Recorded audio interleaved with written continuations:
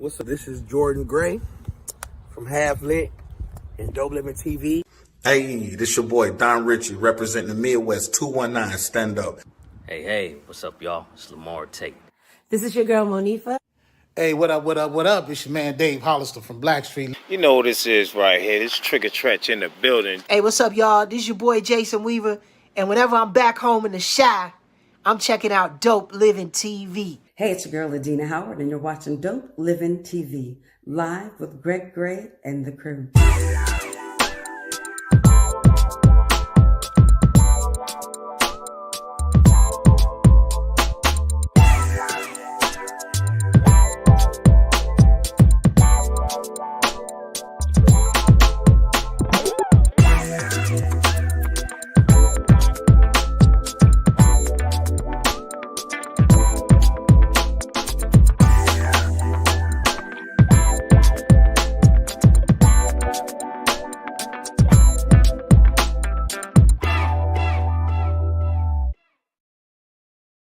Hello, how are you? Good, I hope. Hey, this is your boy Greg Gray, Dope Living TV Live. Let me start off by saying the views that are expressed on this Dope Living TV Live are not necessarily the views of Dope Living TV or its affiliates. We just say what we want, not trying to hurt nobody. Hey, this is Black History Month. We appreciate you guys for tuning into us every single day. We're over 200 shows, and when we get to 250, we're going to throw a party. We want to invite every single person there, every single person that's watching to the party. But continue, man, 24/7, 365 to create your history. Continue 24/7, 365 to create your history. You got great things that are in store for you. Just keep pushing. Just keep praying. And it's going to happen. You just can't stop, okay? And a perfect example of that is my little sister. Hey, I'm partying tonight. There you go. Now, I just got a sad emoji from Brenda Lampkin Blakemore. Brenda, what is wrong? No. Yeah, don't tell me that. Then she says she loves it. So I don't know. Maybe that was a mistake that she put that up there. But we ain't going to talk about it. We ain't going to. Brenda, you know we love you, girl. Yes, and still praying for you. Most definitely. Everybody say what's up to Marcela. Mercy! How are you guys? Good. Today I got home at 3 this morning and I was able to see the show. This morning? Nice, 3 a.m. That's so nice. A.m.? Hope everything's like well. In the morning? Like before daybreak? I hope everything's well with your situation. We're praying for you, all right? Everybody. Yes. Welcome, my guy. And I say that in the most masculine way, all right? Welcome, my guy, Mr. Kevin Macklemore. Hey, Kevin. Kevin Mack. What's up, Kevin Mack? Hey. What's going on, Gina, fam? you are off the chain today. What's going on? That's what that late evening cup of Well, you know what? I just came from outside, and the snow in my backyard comes all the way to my knees. And I'm tall. I'm 5'8". So these some long legs on this body here. And it was all the way to my knee. I went back out today, yeah. And I'm short. Hey, Brenda said that was a mistake, okay? Brenda, don't play with us. She was using my thumb. You know how I always do those emojis accidentally? Yeah, don't play with us, Brenda. We know she had a tragedy in her family, okay? But then, we see the sad emoji, and it's like... Right. Don't scare us like that, Brenda. How's everybody doing today? Hey, I'm doing great. Great. Yeah. I'm doing great. Can I say one thing real quick? Wait a minute. Okay? What are you going to say? Thank you, Kevin. Well, all right. And what's real quick, baby? Okay. No, that's too. If I can get it out. If I can get it out, okay. So I watched the show yesterday. And I loved it at all. But something was said. I just want to make a quick comment about what was said, which it was not my words. Something was said that the verbiage, oh, did you fire me from Dope Living because my name was not on it? That was not my words. I sent a text to you, Greg, as a joke. Why we got why are we making because that? Because as I share our post It's really nothing, because Yeah, it why was are we put on making that air and I was important? not there. And I'm on air. Because it's important to me. It was put on air when I was not there, Mhm. and that's not what I said. That was not the meaning. My words as a joke, because we joke a lot on here and off air as a family was. So you put me out the Dope Living TV family. You just left my name off the post today on today's post. That was a joke. Oh, I don't care which about my name. which was So a my purpose to say that is I felt that was wrong to put that on air because you are portrayed, it's like you're discrediting me and my character. And that is not my character. And that was not cool. okay. So I And just want to get that out. I still love everybody. And I just need to get that out. I'm not going to continue this conversation. Let's just go on with the show. Let's go on with the show. No, I just said what I had to say. And Yeah, this ain't the I'm place done for with it. I'm done with it. this ain't the place for the rebuttal of that nature. Okay, so we having said that, okay, I hear you, okay, but you took it the wrong way, and that's that. Let's just go. Anyway, let's do the show. Yeah, we're going to do the show. We're talking today with some women who are creating Black girl magic. Gina, who we got? Well, we have some very, very talented women. They are trailblazers. They are opening doors, knocking down barriers. They'll be here in about 7:30. But we have Valerie Davis, and you may be familiar with Valerie. She has quite a few books out there, children's books. Jamaica, Say Me ABCs. We have Rainbow Cuddling. And now she has this dynamic. Every time I talk about this book, I get excited. She has this book coming out called Hop on Pops.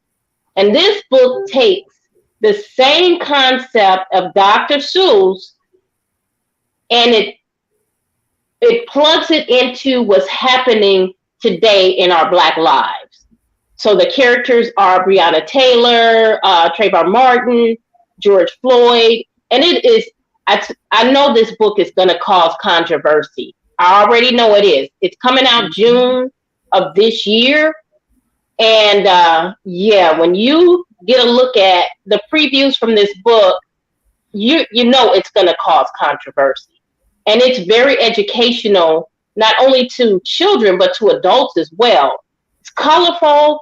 It's augmented. What's it called? Augmented virtual, where the characters come to life. It's just so dynamic. I mean, when Val gets on here and talks about this book, you guys are going to be just excited as I am. We also have Tatiana Davis. What I was saying was we're gonna let Kevin and Marcela and this dude right here, Mo B. Whoa, Mo B. I almost went to sleep in the green room, in the green white room. I was in she better, what's going on, y'all? Hey, that book better be the bomb, okay?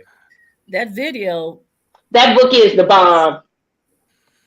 Because Valerie, she's such a talented person, and her daughter, she has two daughters actually. Only one is coming on, I guess, but her daughters are so very talented. And Tati is creating a whole genre of I don't know what you call it, and I'm going to ask her, but it's strange to me, but hey, it's different, and she's actually creating that. It's actually going viral. So I can't wait to talk to them. They're not here, man. Let's talk about something else. And we had started talking about I'll call it business strength and business health. Giving our little, I'll say, gems on how to create, start, and maintain businesses. All right. Would you, anybody like to, give a little bit more on that, Mo? Well, in my experiences, actually, actually Gina up there, necessity is the mother of invention. And also, if you want to start your businesses, you have to. I love that. Yeah, it's what you do is you get out there and do it. And actually, a couple of businesses that I went into before I get into this business was just that. Hey, I needed some money, and I had to find out how to make it legally. And you find out how to get into those businesses. One of them was kind of crazy, but it was something I did, but I was in Texas. I was repoing cars for business. Oh man, you could, man. Look, how could you find the cars? Because you know how we do. Look, we gonna look, put it in the garage somewhere. you would somebody else's be garage. surprised. But see, this is what I had. I had respect on. I had respect on. A lot of people don't know. The only way I would go recover a car is if I had a contract that said they had 30 days to bring their payments up and can continue making their payments. That's the only way I would repo it. I had 100% success rate. You were a good repo man because you know what? They had keys in the drawers to the cars, so you just walk up to the door, and they 8 times out of 10 they know what it is. They know what it is. Hey man, and I would have a car parked two blocks away. I walk up to the door and drive the car home. Back to the lot. Oh yeah, that's where you're supposed to park it 2, 3, 4, 5 a mile away. Okay, so they won't because they come into your house looking for it. All right. I put stuff in the garage, man. I put stuff everywhere that they couldn't find it, and they still found it. My daddy always told you, if you're gonna do something and it has to do something with a person like that, you gotta be as professional as possible. Not to mention acting an ass walking up to somebody's door and they in trouble. You asking for trouble. Yeah. What were you gonna say, Gina? I had 2 cars repoed. You go, girl. Just want to put it out there. Kevin has we all go through things sometimes. Kevin has been around. Kevin, you probably had a car repo once or twice, right? No. Unfortunately, my grandfather taught us that if we do not pay cash for it, we shouldn't own it. So I own everything. I don't rely on a banker to keep a roof over my head. I don't rely on the public service. So this is new to me. I mean, I've had brothers that have gone through that. Matter of fact, it was funny. I had a fraternity brother. I'll leave him nameless. And I called him up because I hadn't heard from him in a while. And then I said, look, I want to call and make some arrangements in order to bring your balance up to date. Otherwise, I'm standing out here with my crew and we're going to have to take your car. He goes, man, don't do that. He says, I'm about to go to work. I'll get it to you. I didn't even know his car. He was behind on car payments. I was just busting on him. That's cold, bro. That's dirty. Dang, that's dirty. That is dirty. That's dirty. And you know what? Like I said, I had 100% success rate. We had a couple of them run on us. I would tell them, hey, if you got anything in the vehicle you need to get out, go ahead and get it out. Open up the trunk with the key. Open up the trunk. You are a good one. Yeah. Well, I mean, the thing about it is, if you're going to act a donkey, guess what? You're gonna get donkey responses. But isn't that your job to go and take the car? That's what they. Well, but it is. But it don't have to be all that crap you see on TV. It don't have to be all that. I had Guess one what? taken. Mary Ann was with me when we first were together. That's what we did. I had 8 cars in my yard because the yard wasn't open on Sundays. I did it on part time. They paid me $3. What were you gonna say, Marcy? I had one repossessed. I called and let them know, hey, because of whatever I had gotten behind, and I believe it was an illness. And I told them, I said, hey, I have the money coming, and it was like a Friday. And I told them on Monday I would be paying it. I got paid on Friday. Went home that evening. Woke up Saturday morning, and I'm like, I was working the weekends. I'm like, hold up. I looked out. I called the police. I said, I think someone stole my car. He said, what's your address and your name? I gave it to him. He said, no, it was repossessed. He said the whole word. Pardon? He said the whole word, repossessed. Repossessed. And so I had to wait until Monday. My check was in my car. In the glove compartment, so I had no money, extra money. My bank cards, everything was in the car. And I went back Monday, and I'm like, but I told you. And the bad part about it was the credit union of where I worked. See, that's like, and the lady knew me. That's like you. That sounds like some hating right there. That's like embarrassing. That's embarrassing. Hey, but Greg, no big deal. Yes, Greg. Yeah. I will tell you this. I do know what it's like to have my car impounded. Because me too. I moved from Ohio to New York. Unaware that my partner in life at that time thought parking tickets was just a greeting card. An address. And they didn't have to pay because we were in another state. And I had pulled up, I think I was on 79th Street between 2nd and 3rd, went in the building, came back up and looked. And at that time, I had a little Porsche. And I'm looking up and down the street. I walked around the corner thinking maybe I parked it around the corner and whatever. And so I didn't even think about it ever being towed. And when I reported it to the police and they came back and told me that it was in the impound, I'm going, why'd you impound my car? And they said, Mr. Macklemore, you got some tickets. I'm going, I ain't never had a ticket. Well, you got some outstanding parking tickets.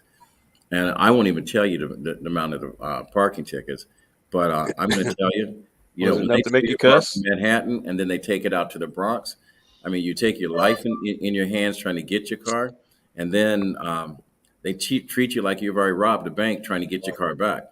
Yeah, that's something else, man. Maurice, I mean, that's great to share that, man. I appreciate you sharing. The reason why I shared it is for 2 or 3 reasons. The We just first want reason one. is, We just want one reason. Okay. One of the reasons why is because the stuff that you see on TV about, doing that type of business is not necessarily true for a successful one anyway. And you don't have to be like that. You just don't have to. And That's because you're a good human being, Moby. Most people don't Mm-hmm. realize when you take something out there, we don't know their situation, what they're going through. Sometimes, I know what it's like to be homeless, and people don't know, what you're going through. They just think you just got to hustle. And the banks, I have to be honest, credit cards, bankers, whatever, they're doing the same thing that loan sharks do. Well, When yeah. you buy something Legalized. and they charge you 25% on that, yeah, you can go down to the brother down the street and get better interest rates than that. For sure. And we call that legal. Yeah. So, my hat goes off to you for being a good human being, being in business. Well, I mean, they don't need to be kicked when they're down. Nobody needs to be kicked when they're down. But again, you got a job. You got a job to do. That's your job. I mean, I wasn't that stressed out about it. I mean, because I could make $1,000 a weekend. Right. So, yeah. I mean, if I made $1,200, or 13, which was $300 a car, but if I made $1,300, if I didn't make an extra $300, it didn't hurt. You know what I mean? Yeah. You hit your number. You let that Toyota sit there for the next week. I tell you something that I ran up on. And you pull up in the yard and you see the car, read the VIN off, and it's sitting on bricks. What can you do? And you go up there and tell them, they say, go take it. All right. All right. And you call a line, say, look, this thing set up on bricks is about stripped down to nothing. Take a picture. Yeah, that's terrible, man. But you know what? We are we went a little off. That was a good story. But how. And let me ask each of you guys, you're running a business, okay? And things seem to be going well. How do you get more healthy as a business? You don't want to, and this is the way I do mine as far as gauging the steps that I should go. A lot of people say go 5 years and see where you're at, and then assess it. If you're doing okay, continue. If you're not, try to readjust or assess whether or not you want to go on. Okay, I do it in threes. I do it in 3 years. I look at 3 years. I see where I'm at. It's not based on the money. Basically, it's based on how progressive is what I'm doing. Is it doing anything? Then, if it's sitting that way for 3 years and it's just straight lining, something's wrong. Something is wrong. So I gauge my business health and whether or not I can make that barometer move. Is that a good strategy? Correct me if I'm wrong, because I know some things work for some people and everybody has their way of doing it. Anybody can chime in. On my end, because my product is people. So key thing is being consistent in what we do and staying true to our mission. So whatever your mission is, staying true to that, because you always got to ask yourself why you're in business. You surround yourself with people that show up every single day in order for your business to be successful. And you show up every single day in order to make a business successful so your people can eat. All right. So you know, I focus on one thing at a time, and you build layers of revenue. Once you've accomplished that, I always have stuff in the parking lots, and this is where we're going to go next. This is where we're going to go next. This is someone's going to handle it, and then develop from there, and then holding everyone accountable. And then, I'm one of these people that I don't throw the baby out with the bathwater. If I'm in a position that I brought someone in, and they're not able to carry the load, if they're still willing to be part of this family, I'll find a place where they can be successful. Because a lot of times we go into businesses and we apply for jobs and we oversell ourselves, and then we get overwhelmed and then we panic. So I always invest in my people and my team first. The product is my consumer, and just being consistent every single day. I'm the same person every single day. First thing in the morning, first thing late at night. I don't get tired. I don't get stressed out. I don't complain, and I validate every single person that's part of this team as part of the team. They're not employees. I agree. We're not partners. We're family. We run that. I had a person at one time took a business course, and I said that business course does not apply to how we run our business. All right. And that's what you got to do when you set up your business. Run it the way that you think that this is the way you're going to run your business, because it's just like some things I just don't have in my business. Our dirty laundry stays in house. We never put that out in public. Don't put it out on the clothesline. What I used to say. No, and that's just the way we work, because family business is family business. When we come out as a finished product, because we have to represent each other, and everyone's got to win at the end of the day. Yeah. Basically, what I did is I keyed in on the strengths of people that that I trained in when I was in management, and this one fella, he wanted to work for us. He came in, I was a manager at McDonald's, I went from this to, he did the management steps and all that stuff. And he didn't have anything to bring. I said, everybody has transferable skills. I said, you manage people. That is a transferable skill. I said, take everything that you done learned and put it on a micro level and take those bits and pieces and apply it here. You applied here for a reason, because you like working with people, and, and actually I hired him in as an assistant manager to one of the stores. And he did very well. Ended up being a regional probably out of 5 years. So, and then he takes that same stamp and uses it for people, bringing people in. Where do you want to be in 5 years, 2 years, 3 years, 4 years? Tell me what your goals are. Let's see if they match up. How does your experience compare to getting to that goal? You know what I mean? Those kind of things. Absolutely. And then taking those pieces of your experiences and bring them in and say, hey, this is here, putting them in order. And if they line up with what you want to do, pick that person up. Just like you were saying, Mac, about I'm sorry, I didn't mean to shorten up your name, Macklemore. Mr. You Macklemore. can call everyone calls me Mac. Okay. It's fine. My brothers, I got Big Mac, Little Mac, and I'm just Mac, and that's fine. I'm not one of those people. I'm not sensitive on my name, because when I leave an impression, you talk about me anyway. So I just want to make sure it's positive when I leave. But one thing I want to say for anyone that's going into business is that we've got a lot of people that have been wrongfully accused and persecuted, and Yes. have back out on the street. We've got a lot of people that have done their time. And if we want to make sure that the jailhouse is not always full of us, we have to provide opportunities for those people that have paid their dues, and to give them a shot. Without a doubt.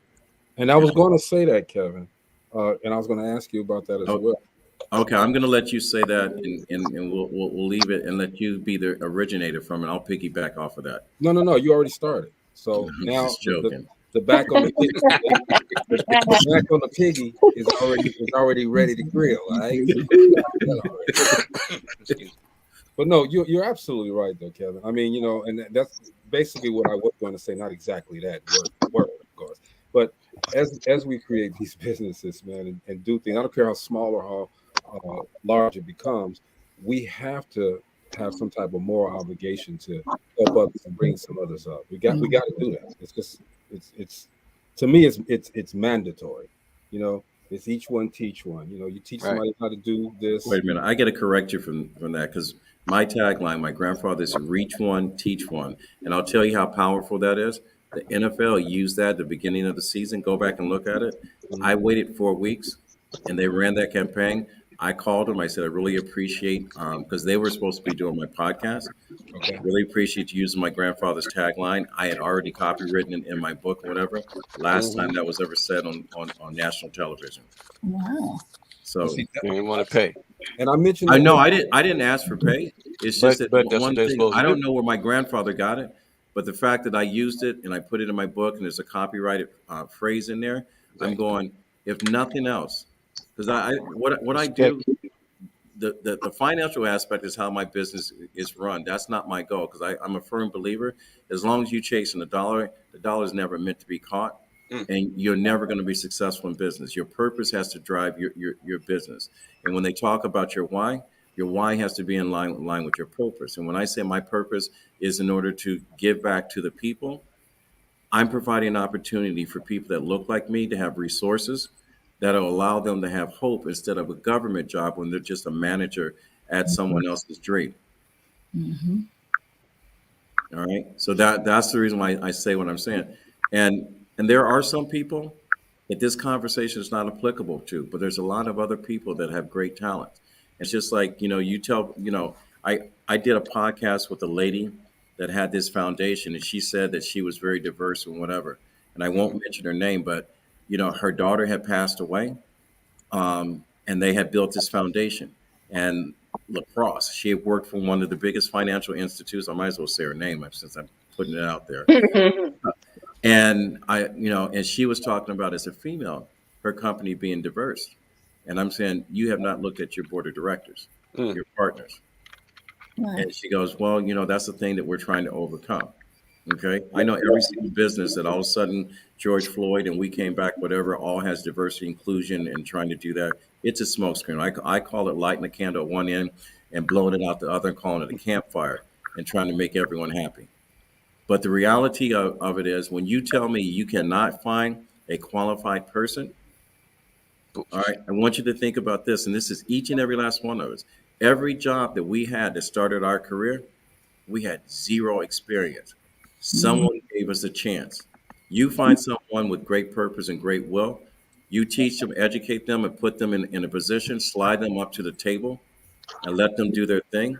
And that's what hope is, helping other people every day. Don't that stuff with your resume and whatever. Some of the worst people had a great resume, and people make living on that. Yeah, and we need to stop investing in technology when we have people pushing the technology. Mm-hmm. Well, one of the things that I've learned, and I dib and dab in a lot of things: real estate, books, events. I'm all over the place. I always say I have a lot of nothing and a little bit of everything. Hustler. But the one thing you have to realize, even going into business, if you can go into business and go in debt free, it's a lot easier than going into business borrowing money. And sometimes you have to do that. I purchased all my real estate outright. Cash. And I had someone to reach out to me and say, you can buy real estate with someone else's money. I said, I understand that. I know that I can't. But when it all boils down, I don't owe on this property. If something was to happen, I don't have to worry about paying a mortgage or a lender. And guess what? It did happen. The pandemic jumped in. I didn't have to worry about I need to make payments on my properties because they're all paid for. So if you can go in and use capital and not have that overhead, it's better. It's much better. You can't always do it, but it's so much better. And then when I brought my son and my family members in, I told them the same thing.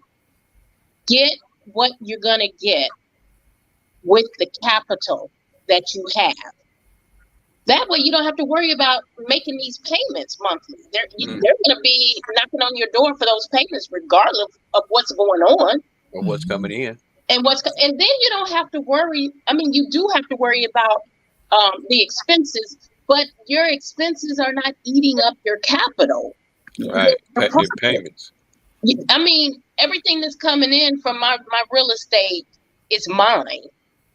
I don't have to dish it out to others. It's mine. And that's what I told the person who approached me with that. I said, I want it to be mine when the profits start coming in. I don't want to share it with other people, other companies, other banks. I prefer to do it this way.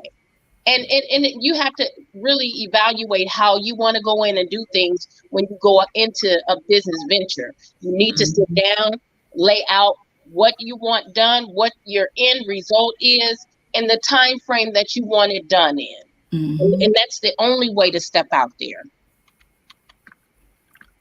My turn?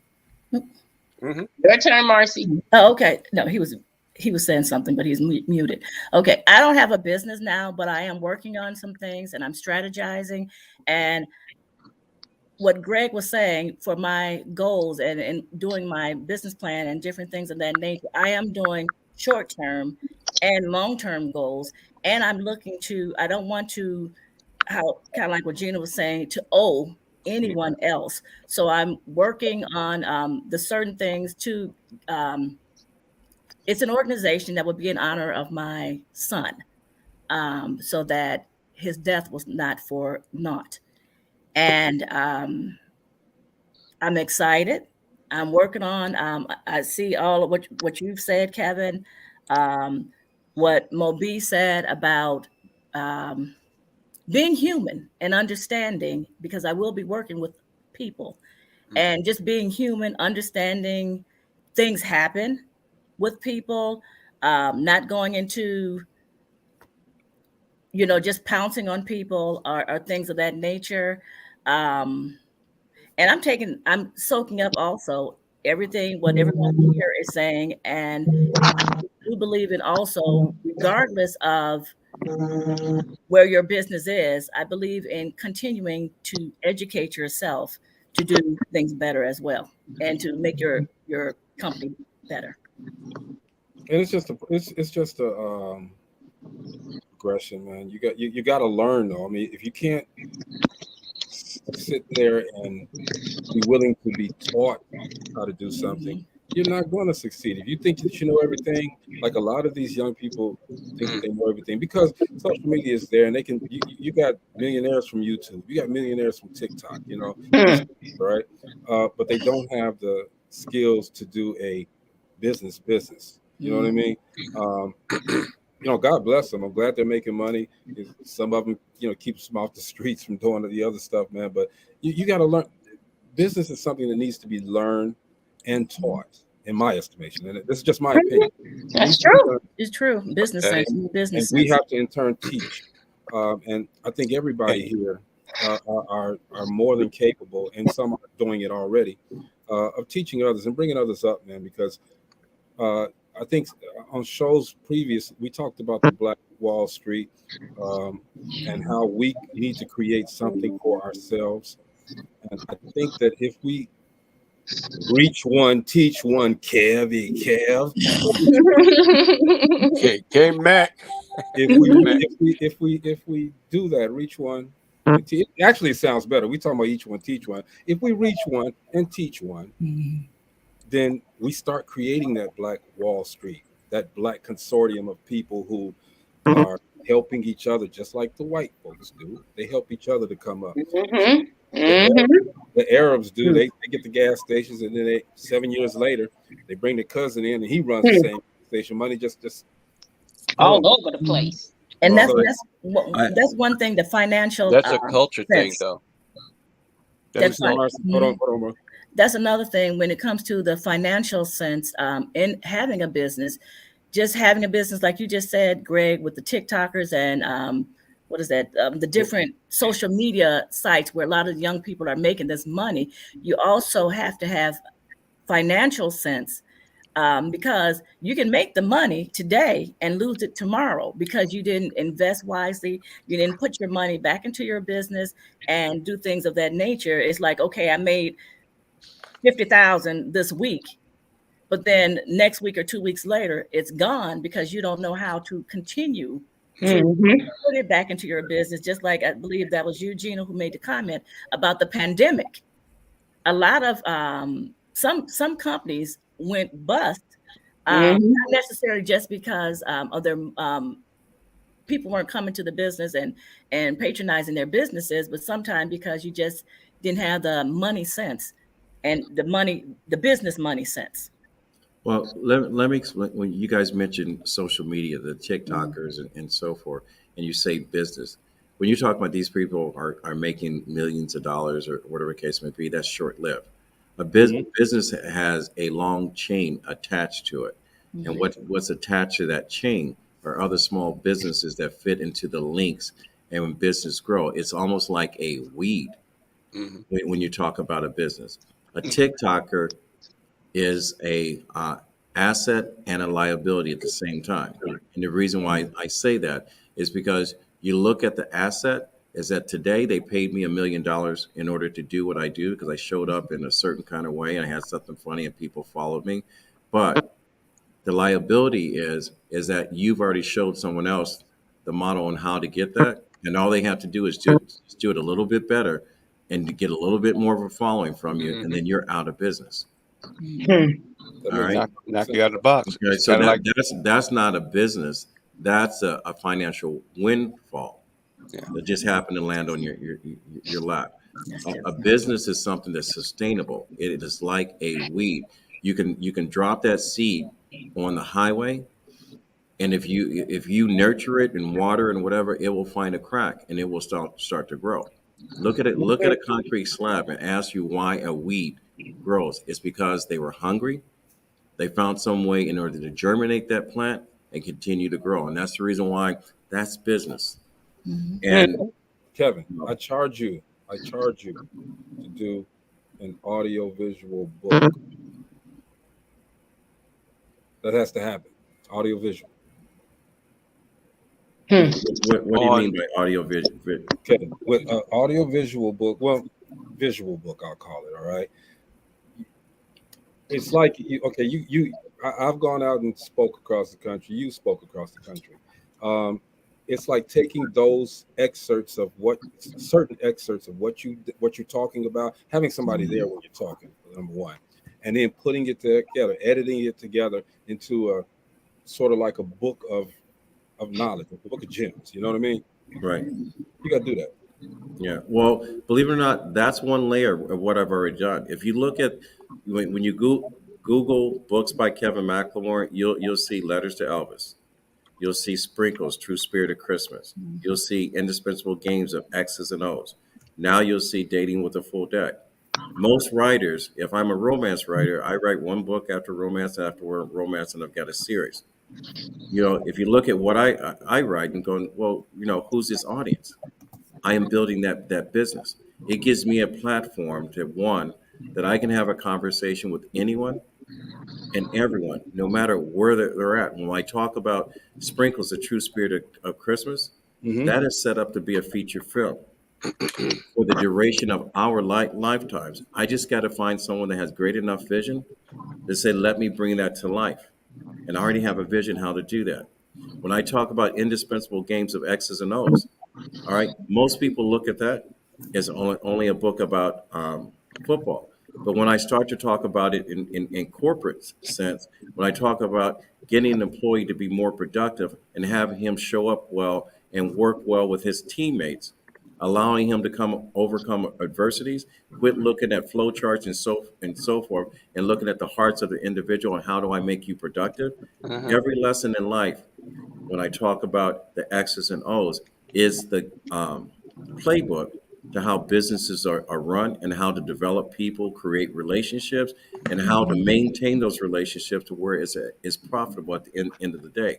Businesses invest in things and products, and how every business is running, and they're trying to eliminate the one key element, which you can't do by making everything technical. You cannot take the human equation out of your business, because at the end of the day, everything's turning back to becoming personal. You can no longer put a movie star on a product and have us line up and says, I got to have that because Matthew McConaughey is driving Lincoln. I'm going to drive Lincoln. All right. We need to have conversations with the Ford Motor Company and says, how are you dealing with our family? How are we dealing with our community? You know, if we took and told the truth about Coca-Cola coming out and asked why did you position yourself in order to vote against the voting act? You know, hey, the reason why Coca-Cola is because our people, we stopped drinking Coca-Cola. And what happens? There's a lot of other formulas with Coca-Cola that we can develop a taste if we all stuck together and says, look, if you're not doing anything to help us, we can't do anything to help you. Right. All right. And so, and I think going forward, coming out of the pandemic, we've got to be a lot more forward thinking in how we set up strategies for our business. And when we talk about our business, we've got to lay a foundation to improve our education system and our communities so we can provide opportunities for our children, not only our Black and brown children, because they're lighter and brighter, that are suffering the same plight that we're going through. We've got to bring it back to the people. And if we can align the people, we can prosper as this country grows. And we can't move forward without uniting the people together. Absolutely. That's definitely true. Absolutely. So look, we got author Valerie Kemp Davis here. Hey, that's my sis right there. That's my sis. How y'all doing? All right. You over there making them deals, making them money moves, hobnobbing with Jamaica. Girl, God is good. That's all I can say. We in the diaspora, so we everywhere. Welcome to the show, Valerie. Good to have you back, actually. Thank you. I appreciate it, Greg. Good to see you. Happy New Year. Happy New Black Year History Month and all that good stuff. Hello, all everybody. that good stuff. All that good stuff. Say hello to Mo B, Kevin Macklemore, and Marcela as well. Hello, Nice Mo to B, meet you. Macklemore, and Marcela, and of course Gina and Greg. All right. Nice to meet you, Miss Davis. Thank you. Yes. So we're hearing a lot of good things about you, Valerie. What's going on, man? Well, it is Black History Month, and I am so blessed that I was able to, after 5 years of originally releasing Jamaican Me Say Me ABCs, do a commemorative edition where I added some key folks in. One being in honor of Kamala Harris as Vice President of these United States. No matter what we might say privately about her policies and the way she moved, she still made history. And so I wanted to honor her because she is a Jamaican. She is a Jamaican. And so I'll explain what that is. That is a person who has Jamaican heritage. Her father is a Jamaican. So if you're a Jamaican, like my two daughters are, who inspired the book, you have a Jamaican legacy, a lineage, and you also have a lineage of something else. My children happen to be African American, are from the dirty South, that part of it, which is me, my side. But the irony of it is I have Jamaican and Haitian heritage as well. My father died in October, but years ago I had him to do the buccal swab and do the ancestry testing, and it showed definitively that our family is out of the Cameroon, and we have Haitian and Jamaican legacy. And I think that the ancestors call to you. They move on you. They influence you sometimes to do what you do, and you're not even aware of it. And so that being said, when my daughters were born back in 94 and 97, I really wasn't seeing the material that we see now. And even now they're saying that we don't have a lot of material in terms of Black culture or for culturally versed material for children. And so I did not see that story about the Black child that had roots in Jamaica and parents that had dispersed throughout the diaspora, whether it was by choice or was it not by choice. And I wanted to see more of it. And so I wrote this story from A to Z, as they would say, or from A to Z, that would highlight things in the culture that are remnants of who we are today. I'll give you a case in point. My ex-husband is British, but his family is out of Jamaica, and they migrated the Windrush, they call it Windrush, where you had people who would do contract work out of Jamaica that would go to England. And so his father and them got caught up in that. And then they helped him because, they were under the British rule. By the way, it's the 60th anniversary this year from independence of Jamaica from the UK. All right now. Whoop, whoop. Really excited about that. So what happened was when I met this man, I was kind of ignorant to the fact that they had British people over there. I never saw Brits on the TV, on the news or anything. And so I really didn't realize that we were there in large force because, again, you have to know your history. And I was much younger then and still making my way, learning who I was and who we are as a people. And I found out we were very much dispersed through the diaspora, not just by way of slavery, but making choices to come out of different places in the Caribbean to go to places like Canada and the UK and America because you're looking for a better life. And so I wanted to tell the story that I realized that was not just the story of my children, but the story of children of color, whether they were browns or blacks, coming through the transatlantic trade, being dropped through the Middle Passage, having roots where your mother tongue is this and you speak this way, and how we have remnants of ourselves that we are not aware of. Even the things that, how we cook our food. When Michael met my grandmother, God bless her dead, she's deceased now, he could not believe that my grandmother cooked the way his grandmother out of the Caribbean cooked, because it's like we have a collective consciousness, and a lot of things we retain even though we don't know that we are retaining. So that being said, this Black History book was released on 2/1. You can find on Amazon, the commemorative edition. And like a cluck, I was working on another book at the same time last year, which was Hopped on Pops. Yeah, Hopped on Pops. Tell us about that, because they don't understand why I'm so excited. Every time I see the pictures, every time anything that's related to this book, I just get super excited. So break that down to them so they can feel what I feel. Was that E.T.? And you see, the windows eyes are the windows of the soul. And I don't know if you can see.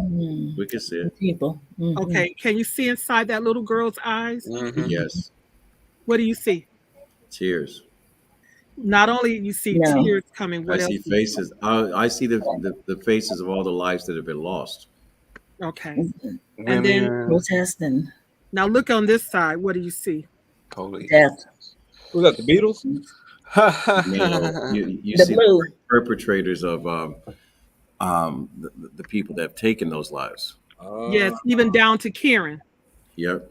Ooh, Karen. Karen is even in there. Karen. And so he said, Karen who? Tell him what a Karen is. What's that? It's that nosy chick. Oh. That is an Anglo-Saxon casual. I don't mean no disrespect, but who picks up the phone and calls the police and lies all the way through people's lives when they're jogging in the park, when they are walking their dogs, when they are at the hotel swimming in the pool with their children, or buying cigarettes, or going in their own front door, your cigarettes, when you just living and being. She going in your own front door, right? She is the gatekeeper for the system of Jim Crow 2.0. She is the gatekeeper. Wow. And she has always been the gatekeeper. She is the reason that Emmett Till is sleeping in his grave and was tortured. So that was Karen number who knows. That was Karen then. Karen, that was Missy. Missy is Karen. Karen is Missy, granddaughter. A great granddaughter. Wow. And she is alive and well, and she is a threat. So I had to make sure that Karen was in there with the systemic problem, which is the officers. And y'all would not believe it, or maybe you would believe it. I just retired last April, but my whole career was in corrections. And so sometimes people find this to be an oxymoron or some kind of strange dichotomy that someone who worked in a system has these mindsets that I do, but I do because I always understood how we got there. And that there needs to be some mindsets like the people. I'm sure you saw it firsthand, working in there. So who better to tell the story than someone who's experienced? Right.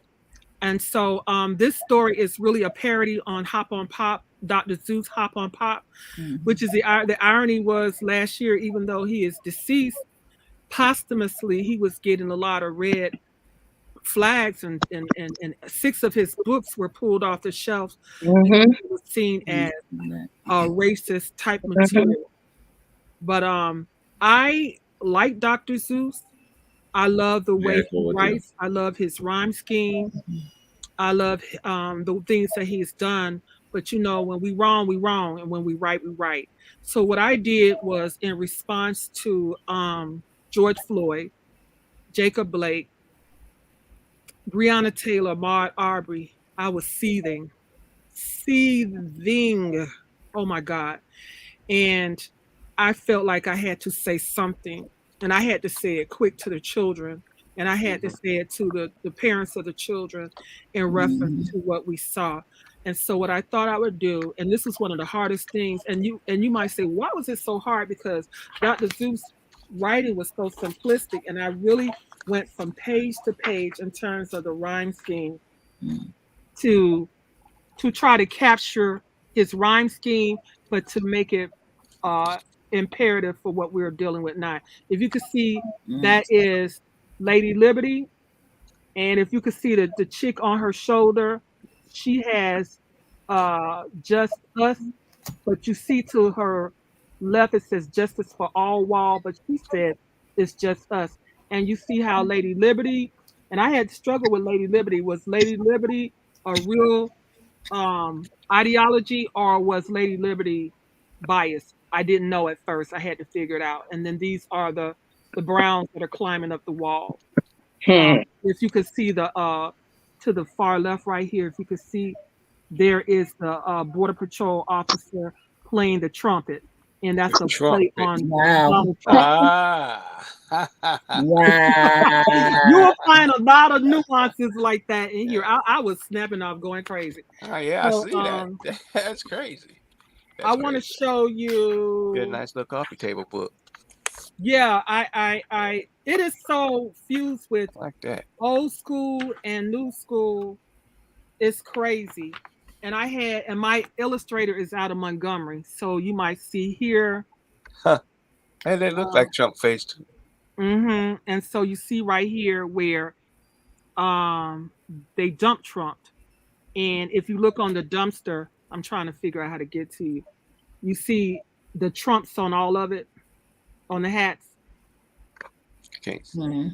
You might not could see the Trumps, and it was like, you talk about fake news, and you see the girl that looks like Lizzo. They say it's not over to the fat lady sing. Yeah. So you see the donkey, over there you singing. see the elephants, and you see how he's blowing his top, blowing through money and stuff, and the elephants are right there. It's over with.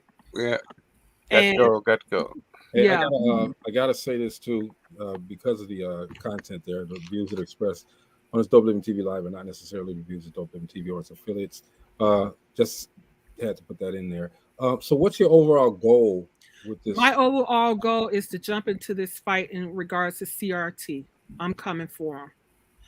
Critical race theory, where in 35 states they're looking at really altering Black history. Or not even recognizing it at all. I mean, for the most part. Right. I mean, what was the purpose of even giving us the Juneteenth federal holiday, which is definitely about. Well, you know what the purpose is. It's like, okay, we want to silence the noise. Give them a little bit and they'll go away. Well, what did you just give us? You gave us the acknowledgement of the very thing that you have done atrociously, which was enslave us, but you don't want to talk about slavery. And it was what, 1865, which slavery had been over 2 to 3 years when they dropped off in Texas to tell those people over there, hey, y'all free. What are you actually doing? I looked at that 25-cent piece of Dr. Maya Angelou, and I'm angry.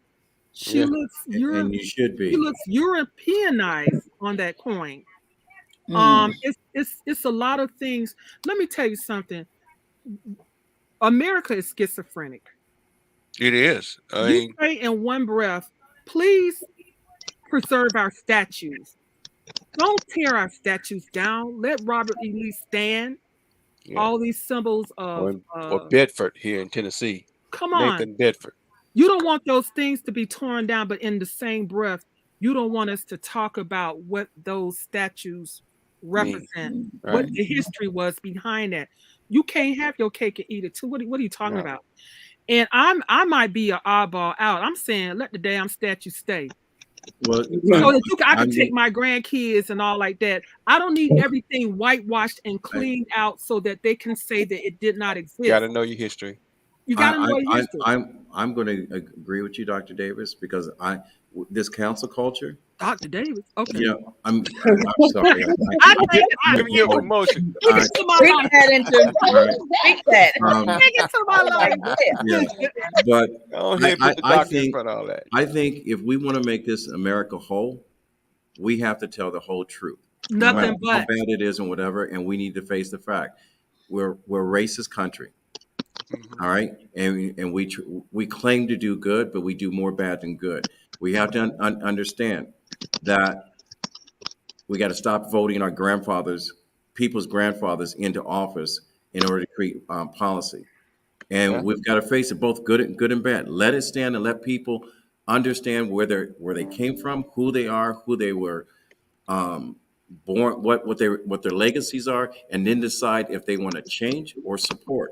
The one thing that, I say this in private and I'm saying it in public now, I don't blame Trump for all of this is going on because he was a puppet. He was the person, he was the gatekeeper, and he opened the gate. He didn't realize what he's letting out, and then all of a sudden he had to go ride with Kill it with his advantage. It was already there, and they just needed someone that they can push his buttons. Mm-hmm. And be able to have their way, because there was a lot of crap going on behind the scenes. Mm-hmm. That was a diversion from what the actual fact is. And all this stuff that we're going through is for money. Let's separate everyone, get everyone divided, have everyone cancel, freedom of speech, to hell with that freedom of speech. We don't want you to have freedom of speech. We want you to have the conversation that we want you to have, so we can go ahead and do our dirt back there. And that's the reason why they want to rewrite the history in their favor. I say let the history be what it was. What it was. Yep. Let me ask Val, what do you hope to accomplish with this book? I hope to create serious dialogue, because you cannot. Let me tell you, the one who tells the story controls the narrative. Mm-hmm. I'm telling the story for our people in visual, because my stuff is as modern as using Colin Kaepernick in front of the grave of Emmett Till, where Emmett Till got a number 7 on his back, the number of completion going to the highway of heaven. My story has Breonna Taylor, George Floyd, Eric Gardner, and others on the tree with the purple rain coming down their face, where the branches says strange fruit, because we are the low-hanging fruit. We're easily ones picked off. Because I need it up in your face as parents, so you could teach, because it's not just a book where you read stuff. It actually have worksheets, coloring, where you learn about microaggression, white fragility, code switching, colorism. These are ideas from the primary, because I have a section for the Reader's Guide for the primary age children, and the teenage children, so that they could talk about these issues. We can't sweep this stuff under the rug. I am irritated beyond in reference to what happened to Whoopi Goldberg. Yeah, I mean, me too. I mean, Okay, and let me say this. They took it out of checks. Why we of people of color always got to take the back seat in terms of our history, but other people who have the right to say, I'm going to have a Holocaust museum. They have a right to say, I'm going to have a Jewish Federation. They have the right to say, I'm going to have a Jewish memorial. They have the right to call people out on anti-Semitic comments, but we can't even talk about the fact that we were under police protection to walk in schools, and white folks spit on us, and we had to have the National Guards and dogs. We can't talk about. And I can bet you there's probably some Jewish people spitting on us too. Look, the girl, all she said was this. She said, "This is not about race. This is about man's inhumanity to man." And she been tore a new butt. And hold up, the other part to that was, she said, if this would have been, Alabama, and we were going to school, and both you and I were walking up that aisle together, you go to get into that school, you could keep walking. I'd have to stop. They wouldn't spit on you or beat you with throw rocks and stuff at you. Let me ask you a question while we do this. And you guys have heard me say this. Education is not designed to make you comfortable. It's designed to make you think. So this is the same situation. 48 hours before, a guy by the name of Joe Rogan basically said that if you were walking around in Africa butt naked or whatever, you were considered black and over here, and absolutely nothing happened. And next week, everyone will be tuning in to pay-per-view in order to watch his program and no one did anything. But we're screaming about what Whoopi Goldberg says, why she's being suspended when Joe Rogan. Yeah, he's on satellite. There's a duality of thoughts in this country, and it is always a way to minimize, diminish, just put us in our place because we're being impudent. Well, I'm going to tell you the reason why it exists is because the only time you get to big house is when the master invites you to the big house, and he determines how the game is going to be played. And you will stay within the boundaries of exactly. And until we own our radio and TV, our voice is always going to be censored based on what their interpretation and perception is of how their viewers are going to respond to it and what their bottom line is. Can I say something to that, Mr. Macklemore, if y'all don't mind? I know we always say have hours, have hours, have hours. But y'all, we done did our have hours. And we got the Tulsa response, where the Black Wall Street was one of the most magnificent blueprint of how we could be self-sufficient, self-sustaining. And it was systemically tore down. And these types of things leave us with a residue psychologically of, even when we build ours, they may take it from us, and we might lose our lives, and we can't get it back, and nobody will give it back to us. Now, we might not walk around with that in the forefront of our mind as a people, but I think that this is part of why they don't want us to talk about Black history. They don't want us to know about pre-slavery, when we ran something in Africa. They don't want us to talk about the ability to how deep it got, and that we are not the animals. We are not the animals that they say we are. And we're still dealing with, this, I came up with another acronym. We talk about CRT. I say CRT is really culturally relevant teaching. It's opposed to critical race theory. I say, I got another acronym, MSEH. It is basically the movement and involvement of systemically evolving history. What do I mean by that? Right now, they were supposed to have been protesting in Chicago about Officer Van Dyke doing 81 months, and he was released. When people do crimes regarding drugs and they do more than 81 months, and you shot a young man 16 times, open a clip on him, we get good to get him indicted. And this is modern day history. How can we heal from the old history that y'all don't want to talk about no more when you still rubbing salt in the womb of evolving modern day systemic history? Let me say this, Ms. Davis. When we talk about history, look at modern day. All right. We have so many distractions within our children. The conversation we're having right now, most of our children will tune out. And the reason why it will tune out is because those of us that are on this panel used to sit on the stoop and listen to our parents talk about how things were back in the day. These kids can't look up to see where they're walking anymore. They've been reprogrammed and desensitized to their own history. Their people no longer teach their history. What we've got to do is put the education out there and allow them to have access to the history the same way that the game Monopoly is played in order to teach people how to acquire assets and liabilities. And right now, our history is a liability, what's going on right now, which is the reason why they want to suppress it right now. What we've got to do is create a new history and allow our children and their children to come access to the truth of where the history came from, if that makes sense or not. Makes a lot of sense. A lot of them are just now learning about a lot of the things, that were produced by our folks, by our culture, everything from rice to traffic lights, So, so a lot of people would have starved if it wouldn't been for Africans and rice, That was when we talk about the cotton gin, everything is based out of our history. When we talk about a person who was a great creator, Eli Whitney, that cotton gin was a call and response to us breaking our back, picking cotton and 50 bales of cottons a day or whatever it was when we was jumping around, turning around.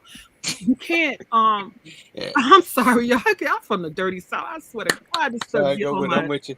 I get so angry. We do. We all do, sis. And and we're not the only ones getting angry in our culture. There's a lot of the young whites that actually know a lot more than our kids know, about our history, that are just tired of taking the beat because of these ignorant old people up in there that just happen to be white. And they that's don't want to change it. Other night, you just said it. We have to create allyships that support this conversation in order for it to change. We can't do it alone. Yep. Well, one of the things that's how Barack got in. One of the things that's happening, though, and I'm glad that we're doing this for Black History. We're talking to the trailblazers of today that are opening doors and knocking down barriers today. Because if we continue to put in the forefront people like Valerie and other individuals that's out there pushing our agenda, we won't lose it. And so we have to keep on pushing that agenda and making sure that our history, it doesn't die. Yeah. And we do that by, let's relate to our young people where they are. Let's bring on the people that they see every day, the people that they're gonna see on social media. Let's bring that up all the time in their faces so that they understand and they catch on to it. Otherwise, if we're trying to, keep them in looking and learning from the past, we're going to lose a lot. We got to do both. We got to have one in this hand and one in this hand so that we can bring it all together and they understand that I can do this because of what individuals did for years ago and took the stripes so that I could do this. And the ones that are trailblazers that are going out here doing things like this book, to me, is history. It is history. I like the concept because it's planting the seed early. Yes. Very early. But see, didn't we talk about this? We've talked about this, and since Kevin has been on, he's talked about it. And Valerie, I know you always talk about it, and we just talked about it. And I've been corrected. We have to reach everybody, okay? To reach everybody. We cannot be silent. We can't be silent. We have to continuously, like platforms like this, platforms that I don't know if you guys have absolutely. Gina's platform, your platform, even Valerie. We have to keep the conversation going. We can't get into anybody, but if we keep making interesting conversation and relatable conversation, important conversation. Somewhere down the line, I'm not going to say it's going to happen today, tomorrow, somewhere down the line, someone else is going to pick it up, and someone else will pick it up, and someone else will pick it up. And then we'll have that group of people who are keeping it out there and continuously talking. And it'll always be out there. So now to make the other people take note, we're aware. We know what happened. We just haven't said anything all these years, but now we're talking. And now you're going to know. And now you can't come and mess us up because we're strong now. Valerie, I have a question. You said that there are discussion questions in the book as well? Yes, there are. So not only discussion questions, there are crossword puzzles, there are word finders. I took some of the old school stuff and put it in there. And so they're for children that are primary age, it's some more about their feelings. So what I did was have, like, for instance, this is Pop's pens, pencil, and penmanship. So you see where they can trace the words, and this gives the opportunity, freedom, justice, equality. That's for the little ones. This gives the parent or the caregiver or teacher or counselor an opportunity to go over these words and talk about these words. Breathe, brotherhood, liberty. See that? That's Is for the this book out now? No, I purposely will not have it out till Juneteenth. It will come out Juneteenth. And the reason why I asked that question is because that needs to be in every school. CRT won't let it be in every school. the reason why I asked that question is because a lot of people would just read the book and then put it, and maybe just put it down. And I really like that concept of all of the different the penmanship, the crossword puzzles, the discussion, word search, because it really gets them involved. See, this is coloring. So the child, so even though you might see this scene in the book in color, this gives the child opportunity to, because Crayola had an initiative, I think last year, where they have added all these colors in the box. So now the child can color as they see fit. I even have a child, you see the my baby back there with her hand up with the fist, BLM. That baby has vitiligo in the book.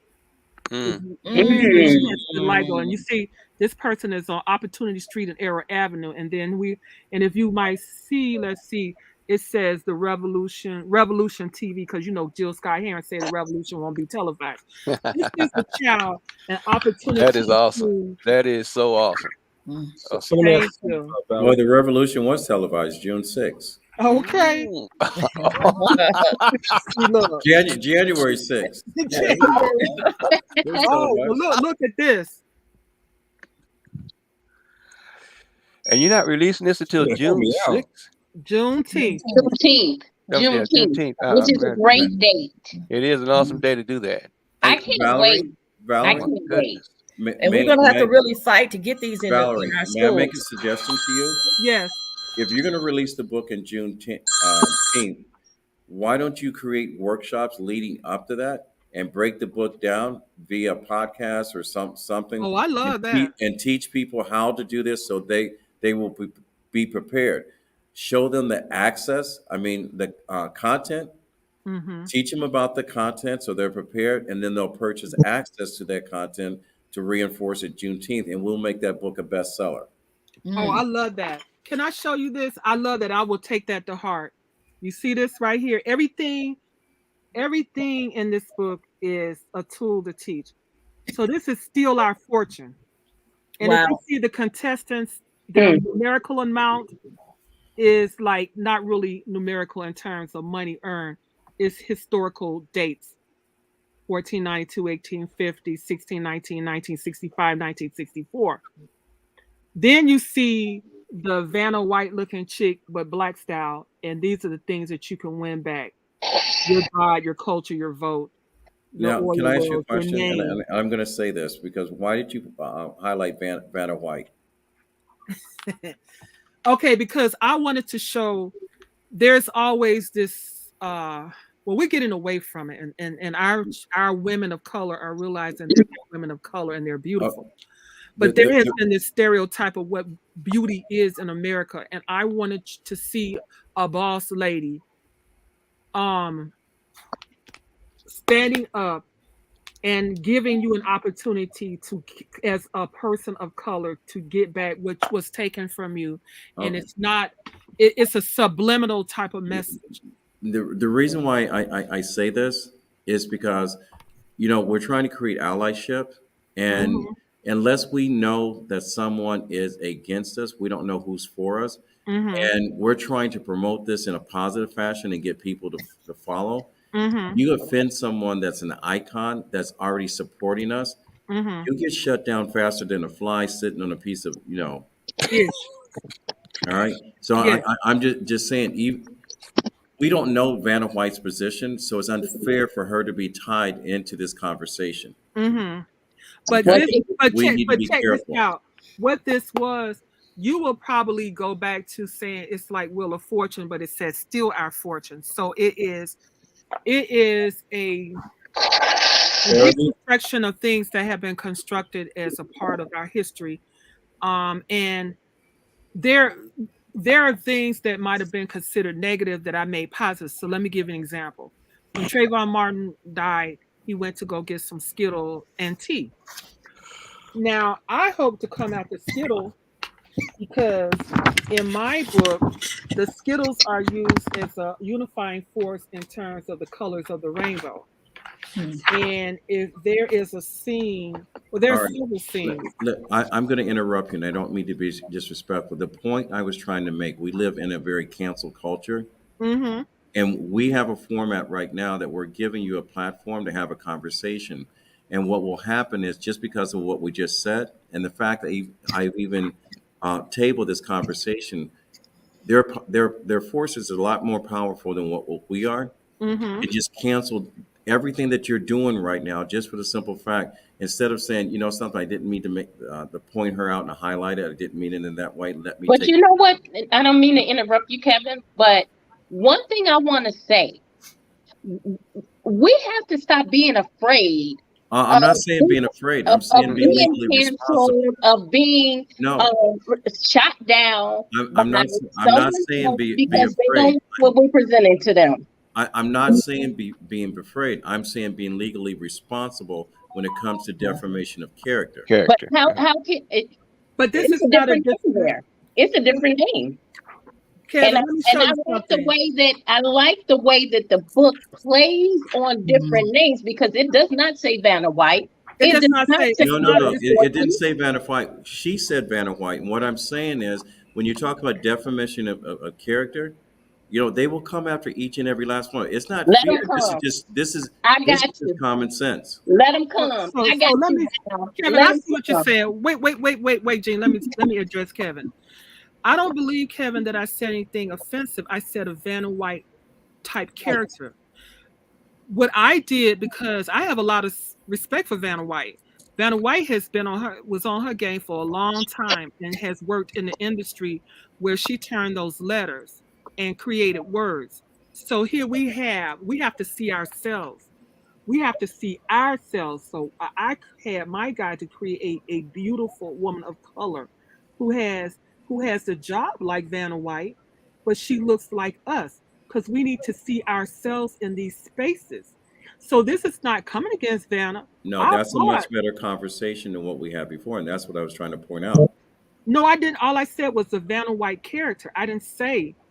Think if you rerun the tape, Kevin. No disrespect. I didn't say anything negative. I didn't say anything negative about Vanna. I said a Vanna White character. I think what the overall conversation is that I don't think she didn't say anything disparaging against Vanna White, and he's not saying that you did. He's saying as far as the big picture goes, the perception and interpretation. What we're talking about right now, not through the book, right now. Say Vanna White, listen to this show, and from the conversation that we had, she might be offended. She doesn't know exactly what's going on. She might be offended. And the way you just explained it was perfect. Right. I agree. And you know what? You gotta go ahead. You gotta remember, you just had Whoopi Goldberg get canceled on just a piece of a conversation that she had. She definitely did. A piece of a conversation. Yeah, and they tweaked it out. I mean, they tripped out on a piece of the conversation. They didn't take the whole conversation. They took that one little piece, eye contact, and blew it up. And now she's sitting at home for 2 weeks. Can I say this? This is what we deal with as people in America, and that's not just us people of color. That's powers to be, that when they want to shut down an agenda, that's what they do. They edit it. They take out words, they add in words, they alter it or whatever. Yeah, one of the words I have in here for the children to learn is called white gaze. And white what? White gaze. Gaze. Okay. G-A-Z-E? G-A-Z-E. Okay. White gaze. And white gaze is simply looking at yourself from the viewpoint, the POV of the person that is white. Okay. So what you do is you analyze yourself, or you're a person of color, you analyze yourself, or you analyze another person of color from what you perceive as what the white gaze would be. So we shut ourselves down, we alter what we say, we very cautious because we, as Kevin said, we won't want to get shut down before we get started. And so from the white gaze or the white perspective, because we were the ones that were in the house, we heard what's the behind the scene. They might not understand us, but we damn sure understand them. Sure. And so from the white gaze, you know how to conduct yourself from the different perspectives based on what needs to go down at the time. And you're going to look at it from a perspective, not from how you feel. Because if Whoopi had looked at it from the white gaze, she might have not said what she said. Okay, I get what you're saying. Marcela, you want to say something? Go, you go for it. Let me get mine to the end. I see what she's saying, but it's sometimes in order for us to get to something, we got to go through something. Okay, right. So we are right now. We're trying to have that conversation, and I love the book. I love the concept. I do. I love that book. We're trying to get to something, and in order to get to them, we don't want to offend them. We got to kind of I hate to say the words, play the game, but we got to play the game a little bit. I can't play the game because if I played the game, I would have never wrote this book. It's not playing the game. We got to set it up in order for people to pay attention to what the message is. But we got to set it up correctly. Yes, and that's what we have to do, because otherwise they won't get the message. Right. But can I say something, gentlemen and ladies? Hey, Valerie. Yes. Quit saying, can you say something? Just say it, girl. You already know how we roll here. That's just how we do that. I said, can I tell you something? Y'all want to hear something? That's how so please indulge me. That's just Where are you at right now, Valerie? Right. We always get the informal info. We're gonna say it anyway. We just be asking. Where you at? Where you at in South Valley? Approximately. Ask me again. State. Where you at approximately? Yeah. Where am I at? I'm in East Chicago, Indiana. How you talk about the country, the South? I'm from Florida, y'all. I'm from Florida. I am from Florida. I said, why you talk like that? I said, because I'm from the South. I'm from Florida. And y'all know it's rough down there in Florida. I'm thinking she right down the street, like in Georgia somewhere. I'm in Nashville. So. No. I live in East Chicago. I'm real down south. Yeah, I'm in the real down south. I was born, raised, and groomed down south, and I swear I'm from Florida. Y'all know it's hell in Florida. Florida, another breed. Valerie, I want you to get your message. See where the fight comes from. Our time is running out, but I want you to get your message across. So thank you. I want to say this. I know this book is going to be controversial. I know that anyway, I will try to keep Kevin's thoughts in mind, and I will keep Greg's concern in mind. I have concern too. I know that just the fact that I wrote it, I'm gonna catch it. I already know. That's okay. Not if you got the arm on God. CRT, and it don't matter for some people how politically and socially correct I say. Whatever I say, even if it waters my message down and I end up saying nothing, it's going to be a problem. Yeah. I am very aware of that. I ask God, what do you have me into? What you got me into? Because this is not necessarily a cross that I wanted to bear. I'm going to be honest with you. But I felt a God-given decree on my life to say, you have something to say, and I want you to say this. And you should say it. Well, and yeah. It was very hard putting this together. Yeah. And my illustrator and I would go back and forth on concepts and how it would be, how it would materialize in illustration form, and what it would say about us as the author and the illustrator in terms of who we are as people and content creators. It's been a lot to even get this project out. And this is not the end of it, y'all, because it's going to have augmented reality. So you will hear the sounds of Blackness. I have young people right now who are working on a musical track for it. And so it will have music associated with it that you can get off of iTunes or Spotify. It will also have augmented reality. So Gina saw a little bit of it. Her eyes was blinking and carrying on. We saw it. Hey, I'm going to tell you, this is going to be a bestseller. You just have to do it right. Mm-hmm. Okay, Kevin, you want to help me? I plan to, and that's the reason why I was trying to help you before. I'm not adverse to being helped, and I want you to know that. Yeah. And so I hear what you're saying, and I'm not pig-headed, because I don't want it to be where it's just and then thrown in the corner. But I know that whatever it is, it's still going to be a problem. I'm really being attuned. Well, you know, I'm going to tell you this. It's not going to be a problem. We have to set it up and get the world ready for this, because right now they're not ready for this. And if we do it right, they'll be ready, and the message will be received by all. And that's the way we have to do it. It has to be done right. Yes. I won't copy 100001. Now, one of the questions were, do you have some already? I'm pretty much next door to you, but my just real quick question. How long did it take from concept to actually put it all together? A whole year. A year. Okay. And it's still not finished, because the augmented reality part, which is the portion that touches your soul. Yeah. Where, and I don't know if y'all, let me explain augmented reality. So I don't know if Gina can show you, but in my Christmas book, I have a Christmas book that's like a Black Lives Matter Christmas book or whatever. I have augmented reality in that, where you could take your cell phone or your tablet, put it over, say, the cover. Yeah, we were looking at other book from cover to back, that it's narrated out, and you can hear the music, see things move around, jump out the book, and all that kind of stuff.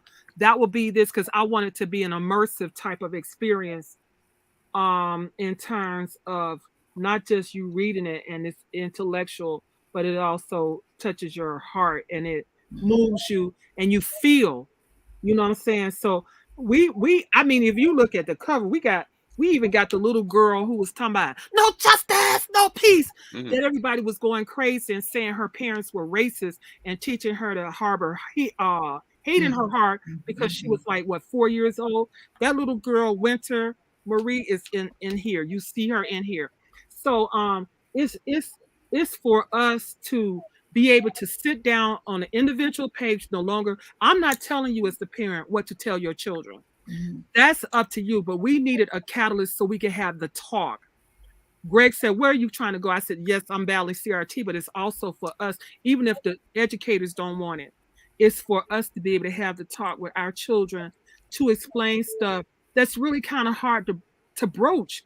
I didn't want to have conversations with my daughters about when they started driving, how you conduct yourself, and just because you're a girl child, this and that can't happen to you, and blah, blah, blah, blah. None of us wants to have this conversation. So there are pages where you can individually talk about stuff, and then there's a collective whole of it that when you put it all together, you've covered a whole heap of stuff that goes beyond police brutality, but it deals with our history, it deals with the truth. Our challenges, all of that. Yeah. Truth. I think the thing about that book, that one book, is going to be like the Harry Potter series. That's going. You got something, because everything that happens with the Black Lives Matters movement is an evolution. It's a movement. As long as it keeps moving, books can be produced. You know? Having said that, did you have another thought?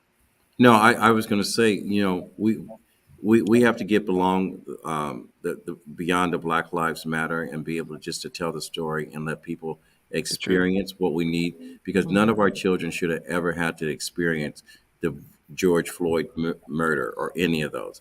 And we need to be able to tell those stories so those experiences never have to be repeated. And that's the way that we need to market this, as saying it is the truth. You know, it doesn't have to be any more. It's just the truth, and let people decide on where they want to land on the truth. Yeah. This is exciting, Valerie. You know, and we very exciting. Push this narrative 24/7, 365. We have to keep pushing that narrative. But you know, hold up, wait a minute. Put some life coaching in. Let's see what Jeff got to talk about. Jeff, what's going on, bruh? What's up, y'all? Life Coach Jeff coming to you live. Real quick, I just want to touch briefly on support. You know, love and support for your friends will go a long way. I want to touch on love too. Love and support will go a long way with dealing with friends, family, and also new connections. I say love because love is something that should come from your heart. You know, a lot of times you should be compelled to do certain things because of the love that you have for people. Now, this love doesn't have to be like, oh, I see you every day. Oh, we always talking and all that. No, a natural, genuine love for people in general, yo. Now, I know some people, they be watching this. They probably gonna be like, well, I don't like people. I don't like to talk to people, deal with people. But, yo, wouldn't one random act of kindness shift your whole trajectory for the day? Just one. Just one. So show some love to people. Do an act of kindness. And then also show some support to people as well. I'm telling you, support can mean many different forms, yo. You always don't have to be in somebody's face to support them. You can like, comment, share. You can give somebody a call. You can let somebody know, hey, man, I really like what you're doing. Keep doing what you're doing. You can give somebody money. It's so many ways to contribute and support people in what they do. Just find some businesses today, some Black-owned businesses, because we're in Black History Month. Support Black-owned businesses 24/7, but especially since we're in Black History Month, go find your Black-owned business to support, buy from them, and kind of work on keeping those dollars within your community and within your people as well. I'm telling you, you can do so much if you just come together. But let's start off with that baseline of those two things. One, love, support. Telling you, can't go wrong with that, yo. Life Coach Jeff coming to you live, Dope Living TV live. Remember, redirect, regroup, refocus. I love y'all. Peace out. J Real, superstar. All right. It's all good. Valerie. Yes. Great conversation. Great Thank conversation. you. I think as Kevin and the rest of the group can attest to it, it's gonna move. It's gonna be great, but it has to be done. And not saying that you didn't do it right. Just saying that there's other ways to make sure that it's going to be impactful. It's got to be strategic.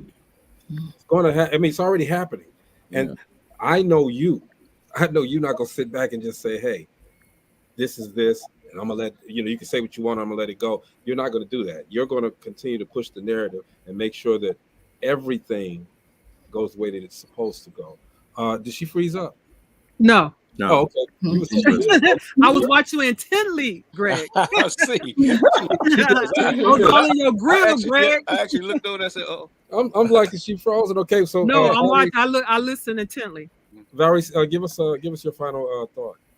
Well, my final thoughts are this: at the end of the day, I always believe in education, and the reason why I have added in augmented reality is because we are dealing with Gen Z babies, and they are into virtual living with metaverse and everything else. And so books are becoming a dying breed. That's why book and mortars are going under. And I said, in order to grab their attention, it has to be interactive. Yep. And so for me, I wanted to jump on this new thing that not too many people are into at this point, which is augmented reality, where they become immersed in a reality that is really reality. And not only that, they have a great takeaway, and that they can still have a love for books, the actual physical books, while they experience the book and the manner in which they can appreciate the book. And so I'm really excited to have a content that I feel that will just inspire them to be better people. Not only them, but us as adults and those who are supporting the project, that it will not be shut down as Kevin and Greg are very concerned about, and I appreciate them having a concern for my baby before she's even born, that she doesn't get, aborted. I don't want my project aborted because I really feel that it's something that needs to be shared. But at the end of the day, I want growth and development, not pushback and craziness, and there we get nowhere. Absolutely, absolutely. It's a fantastic book. Maurice? Oh, I enjoyed our time with you tonight, Valerie. It is a beautiful, beautiful book. I think it's a home run, and if the marketing is on point, like Max said, you're going to have a bestseller. Thank you. Thank you. Easily. I think it's going to be very. Keep your armor guard on. Yes. Kevin. Yes. I'm all about the story. The reason why I do my platform, because people such as yourself in mainstream media would not be able to have a voice, and I think you have a story to be told. I don't think you should hold back on telling your story, but I think you just like you grow a tree, you plant it, you nurture it, it starts to blossom, and it bears its fruit. This has a life well beyond Juneteenth. And if we do it right, the message with our young people, we'll begin to talk about it, and then talk about it in a positive fashion. I think people that don't understand the history or our plight will start to get the message. All right, and that's the key thing out there. I think you're doing a beautiful thing, and the fact that you're allowing it to become dimensional, it makes it unforgettable. Because we're visual people and audible people. So I'm going to say God only sends his strongest warriors in the battle, and I'm going to say you're a disciple. Thank you. Do what you do. Thank you, and thank you for being brave enough to call me out on it. Because some people I didn't call you out. I'm protecting you. It's true. Saying, Straight true. I just appreciate you taking a moment to say, well, wait a minute. Because you could have walked away with that in your heart and not said it out loud. And some people do that. That's not it. I don't have a filter, so you don't have a filter. You don't have none of that. If you don't want to know the truth of my version, don't come your way. Don't ask me. Don't ask me. Give me a disclaimer about Kevin. These jeans look good on me. Don't ask me. That's why Kevin stay in that corner and I stay in this corner. Okay, we go around the horn. These corners ain't got no filters. None. Marcela, go ahead. Okay, Valerie, I am so excited about this book and getting it out. People, we have to support this book, get this book out, discuss this book, fight to get it in the schools. Working in the school system, I know how they are about books regarding us, and just get it out there and get it to our young people. You don't want them to experience it to then all of a sudden, oh, now I need to talk about it, or maybe now I need to read about it. Push it to get out here and get the young people talking before, hopefully, Lord forbid, they are a part of the book. One of the names of the book. Can I say one more thing before we go on to Gina? Valerie, I want to invite you to Lake Placid, New York, the John Brown Memorial.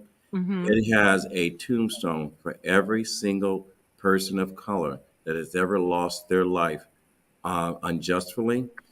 The way that, I'm thinking the way that you are bringing this to life, if we were to go there and take every one of those tombstones, and as the picture shows up, the reality of that actual crime is reflected, and we go from one tell that story and release it every single month, because Black history is not just we're Black 364 Come on, that's days right. a year. You said 364. He got that one. He got that one. Where did we have that last day? No, God rested one day. It's because I take one day off a year, and that's programmed in my head. Right, Kevin, I need to talk to you. I need to talk to you about that, because I know one young man whose name is not on that tombstone, and that's my son. Oh wow! Was he murdered by the cops? Yes. They put a new tombstone up there every single time that crime happens. That's a living memorial. So chances are your son's there. Wow. I mean, I went there. I'm going to tell you, I cried. I cried. Marcy, don't you go by yourself. And this is in Lake Placid, New York? Lake Placid, New York. And it's Trump Town. Wow. And they have that up there. Someone was brave enough, just like you, to put it out there. And I sat there and I asked people, and you should have heard some of the crap that I heard from people were saying this shouldn't be there and whatever. And then I watched people wept that didn't look like me. Yeah. That were ashamed of their own history. I would cry. That was. Can I ask how far it is from New York City? I'm gonna be in New York. 6 hours. 6 hours. Okay, 6 hours. All right. Gina, your turn. After.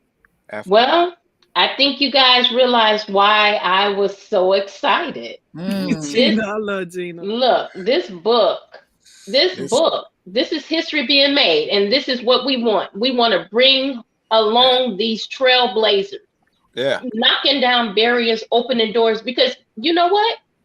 Our trailblazers in the past heard the same thing. Well, what if this happens? And what if they do this? And what if they say that? But they didn't stop. They kept going because there was an agenda and there was a change that they were trying to make. And you know what? They didn't care about how they were going to be treated or who or what they were going to think. That is a true trailblazer. And I'm telling you, I've seen Val with this book from birth, from the very beginning. Dude, I was talking about it in my every mind. step with me. And every step I said, Val, you know this is going to be controversial, right? You did tell me that. And I'm telling you, but we need to get this out of Indiana and across everywhere. Yeah. Not just here where we live, but across everywhere. It's like John Lewis said, good trouble. Good trouble. My fraternity brother, John Lewis, Sigma. I got a lot of passion for what's in this book. I have a lot of passion, because I try to break down barriers too. And this is strength and courage right here to do something like this. You don't get a lot of people that will step out there and take that chance. This is a big chance that Val is taking with this book. And like Kevin said, like Greg said, this is gonna be epic. I do wonder what will happen to me, Greg. I do wonder what will happen to me in reference to this book. But I said it's just gonna be what's gonna be. Yeah, it is gonna be what it's gonna be. But you like have to understand God's will, God's way. He's gonna have you on this one, sister. I'm telling you. It's a was somebody gonna say something? No, go ahead. Go ahead. I was just gonna say it's a it'll be controversy. I mean, but what are we without controversy? You know, Right? It's something that needs to be continuously talked about. I don't have too much more to say because it's all been said by the Glasses crew here. Hey, I'm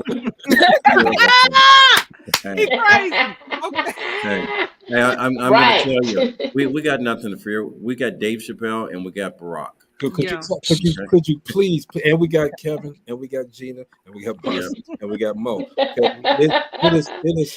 So and Marcy, don't leave Marcy out. We got Marcy too. And you know I'm going to push this book. I just said Marcela. But you know how powerful the thing, and this is why it's. If you notice our group of people that we have on this show, this is only through God. Simply because of the fact that we have various different professions here, various different entrepreneurial dreamers here, and we all come here for one purpose. We come to Dope Living TV Live to encourage, to educate, to inform, and to keep pushing a narrative that needs to be pushed. You know, we're not afraid. We don't censor too much of anything on this show. Everything needs to be said. But the beauty part about this is that people that come on this show, they may be a bit apprehensive, especially after seeing the show, maybe a little bit apprehensive because we don't pull any punches either. We're not going to let you go out there, you know, butt ass naked with the Prince pants on, okay? We're going to make sure that we say what we say, we mean what we mean, we're not trying to hurt anybody, but we're trying to make sure that you go out there prepared, armed, ready. All right. Not saying that you got to take our advice, not saying that we're the experts at everything, but together we are experts. Help you with your Together, armor. we can make a difference. So Valerie, can I close out by showing you a page that, hold on, is near and dear to my heart? Let me finish. I will let you do that. Okay, I'm sorry. We need you to come back, okay, and continue to talk about this book. All right. Pops don't pops. And when you do come back, I'm going to move Kevin right there. All right. Next to me. So that all he has to do is look to his right. Yeah. Look you dead in the eye. Conversation, okay? Because the thing is this. This is why, and I gotta say this about Kevin. I don't know Kevin like that, okay? But I feel like I've known him forever. Simply because of the fact that we all share the same views. We all share the same goals. We may do it differently. We may have objective opinions about how we get there, but we all want each and every individual that comes through Dope Living TV Live to succeed.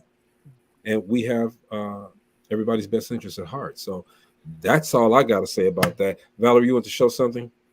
I do. This is one of my faves in this book. And I'll start over here. Let me see. If you could see at the bottom, that's the police or the system. And the system is blue because what I wanted to show that the system is not just a white man, it's systemic. And we'll talk about all of that in the book, in those questions. But if you see the child is turned into let me see. I'm really trying to, maybe I need to do it like this. Can you see the faces in the flowers. This right here, wait a minute. Here we go. Can you see that?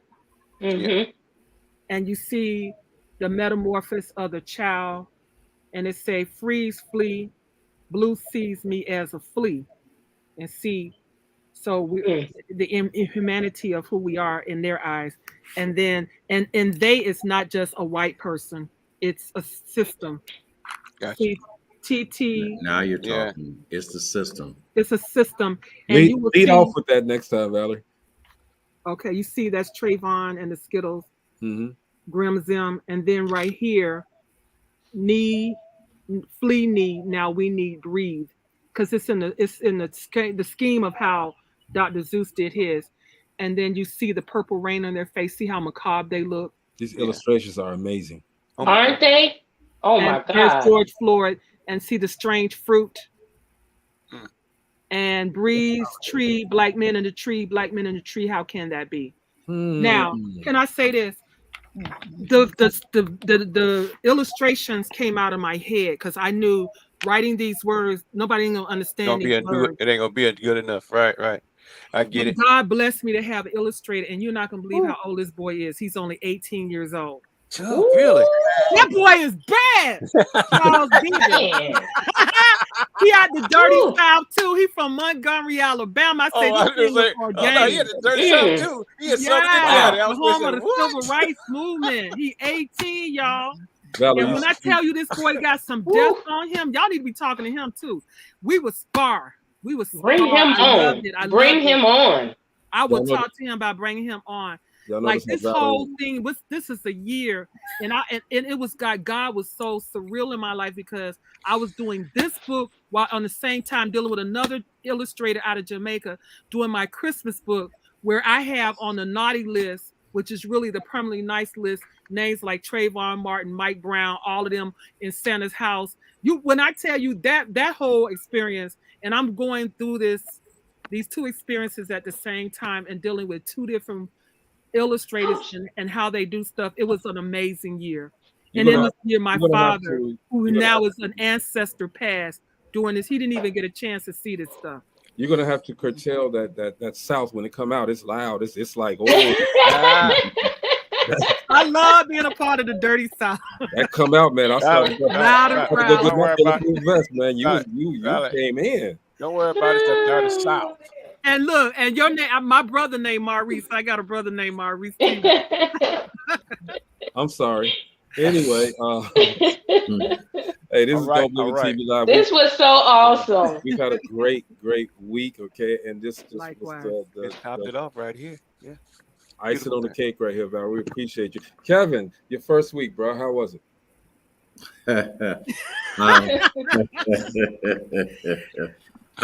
know something? I've learned a lot. I dissected everyone's personality. I've had a good time.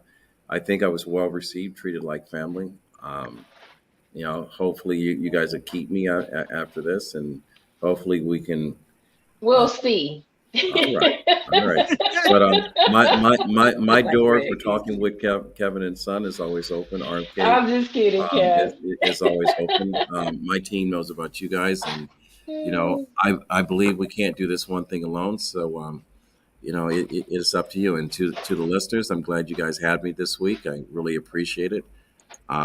You know, another 18-hour day for me, so I'm fine. Wow. It's a long one. Val, it's get a hold of Tati. She was supposed to be here today. We need to talk to her. Okay, Tati was over on dueling. Them content creators, girl, they was on their own Zoom call. I said, Lord have mercy. So they're Zooming and doing their stuff over there too. So I would let her know she probably double booked. And like her mother double booked today. But I was trying to work it out between the both of you all. And so I just thank you all for having me on. Well, thank you for thank you for always a pleasure. Double book next time, see what happens. And you know what? Let me tell you, the other one was booked first, but when Gina said, "Can you?" I can't never let my sister down. I said, I gotta make it work. Oh, yeah, I think that's a disease. We can't let Gina down. I mean, can't let Gina down. But Gina want Gina get. Rub some of that on like you. On that note, y'all, we got to get out of here. It's Dope Living TV Live. Okay, look, Valerie, again, thank you. Our platform is thank you, Val. Always, I love it. I love it. Stay in contact with Mr. Macklemore there. He got plans for you. All right. Yes, Kevin. For you. All right. Yes. And welcome to Dope Living TV, man. Thank you. You're doing a great job. He been here a long time ago. He been here a long time ago. He just don't know it.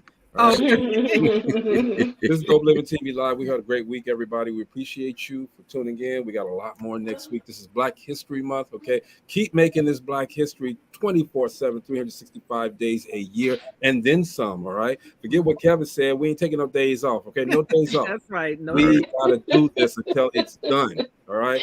Greg Gray, that's Gina. There's Marcy. There's Kevin Macklemore. That's Moby. And that is the author, award-winning author, Valerie Kemp Davis. Okay? Thank you. Award-winning. Next week. All right. Have a good weekend.